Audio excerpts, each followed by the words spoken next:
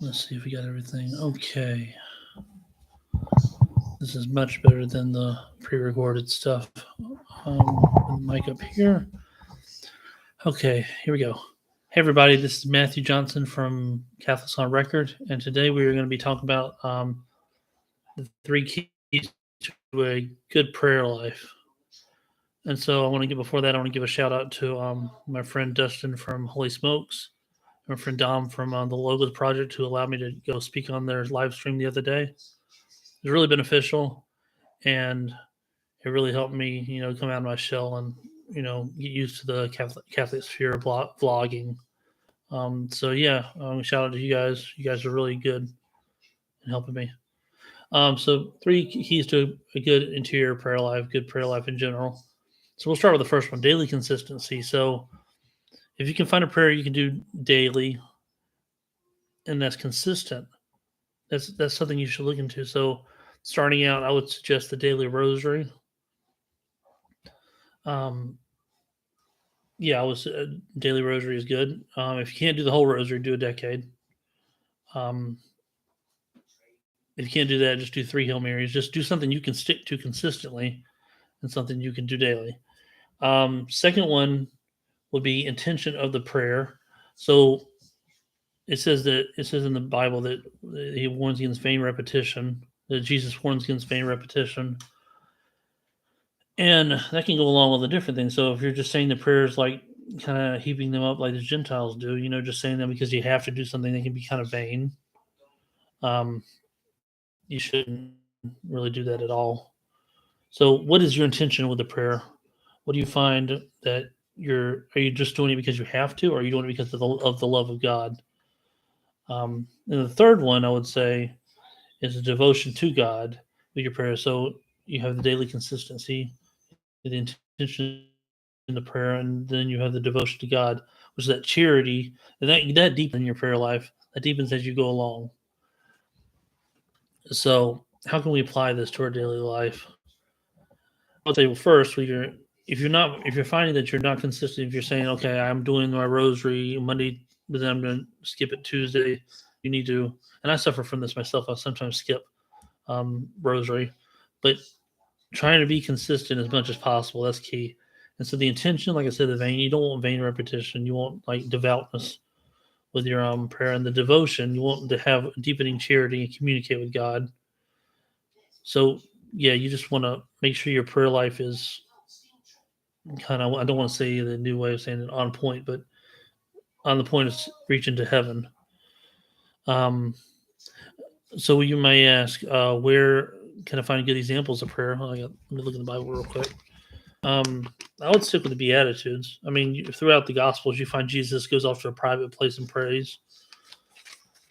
But a good starting place, that's a good starting place too. But the good starting place is really what he was mentioning about the Beatitudes. So these are some tips I would think that you can apply to your prayer life. It says this is verse 3 through 11. So we'll start with the first verse. Blessed are the poor in spirit, for theirs is the kingdom of heaven. So you have to have a poorness in spirit. You have to have that humility, the emptying of yourself and letting God in. So you have to, like, for example, with the Sacred Heart devotion, you can ask God to replace your heart with His heart. And that way you are emptied of yourself. Next verse says, blessed are those who mourn, for they shall be comforted. Sometimes we go to prayer and sometimes we are sad or like upset or desolate, but we know that God's there. So we have to seek out God. That way we'll be comforted. Blessed are the meek, for they shall inherit the earth. Again, that humility, meekness, knowing that you are nothing before God and God is everything, and God makes you into who you are. Blessed are those who hunger and thirst for righteousness, for they shall be satisfied. Sometimes we pray for things to be corrected, and that's a good thing. So praying for that correction in life, that you may need personal correction. Um, Blessed are the merciful, for they shall obtain mercy. What are you willing to do to show mercy to others when you pray? That's important. Blessed are the pure in heart, for they shall see God. That's that intention again. So where's your heart lie when you pray? Where's your heart go? Blessed are the peacemakers, for they shall be called sons of God. Is there peace in your prayer? Are you seeking to like rectify things in your life? What are you willing to do? Blessed are those who are persecuted for righteousness' sake, for theirs is the kingdom of heaven. This goes with daily consistency. What are we daily consistently praying for are that we may be persecuted in? Some things we like, for example, somebody tells you off who keeps on like kind of bullying you all the time. You have to like let that go and leave it to God in prayer. The final one says, "Blessed are you when men revile you and persecute you and utter any kinds of evil against you falsely on my account. Rejoice and be glad, for your reward is great in heaven. For so men persecute the prophets who were before you." Basically, all that boils down to in the realm of prayer is leaving it all to God.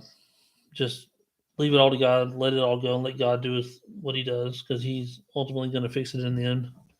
I mean, we can only fix what God allows us to fix. And so you want to keep those in mind: the daily consistency, intention of prayer, and devotion to God. And it will go with the Beatitudes if you need a guide to prayer, what we talked about. And so I know with me, a little personal thing, I know with me, sometimes, like I said the prayer is consistent, but a lot, like also I get distracted. So what do you do if you get distracted during prayer? Well, you push on. You don't allow yourself to, like St. Teresa of Avila said, you get distracted, you replace yourself in you remind yourself where you are in the presence of God, and you put yourself back.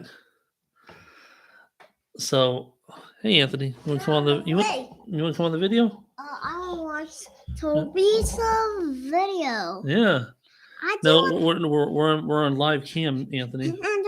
No. We watch it afterward, okay? I know, buddy. And so that reminds me, you got to pray for your kids too. Pray for your family. Don't neglect your family in prayer. You know. So, I mean, that's all I got to really say about that. But I mean, just when you're praying, be consistent, intention of the prayer, and devotion to God. And I'll leave that at that. And hope you guys have a good day. God bless. I'll be praying for you. Pray for me. Father, Son, Holy Spirit.